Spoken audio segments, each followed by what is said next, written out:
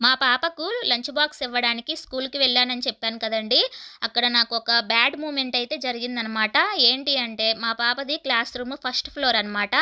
సరే అని చెప్పేసి నేను ఫస్ట్ ఫ్లోర్‌కి వెళ్ళానండి. అక్కడ క్లాస్ రూమ్స్ అన్నీ కూడా చూసుకుంటూ వెళ్ళాననమాట. ఒక్క క్లాస్ కూడా నీట్‌గా లేదు. చెత్త చెత్తగా ఉంది. ఇంకా బయట వరండా అయితే అంతకన్నా దారుణంగా ఉందనమాట. పిల్లలందరూ కూడా షూ అన్నీ కుప్పలు కుప్పలుగా వేసి పాపం అలానే ఆడుకుంటున్నారు. ఇంకా నేను వెళ్ళింది చూసి వేరే టీచర్ వచ్చి, "మీరెందుకు పైనకి వచ్చారు? మీరు పైనకి రాకూడదు పేరెంట్స్. ఇక్కడ సీసీ కెమెరాలు ఉన్నాయి. మిమ్మల్ని చూస్తే హెడ్ మేడమ్ మమ్మల్ని మందలిస్తుందని" చెప్పేసి నాకు మళ్ళీ ఇలా క్లాస్ పీకిందనమాట.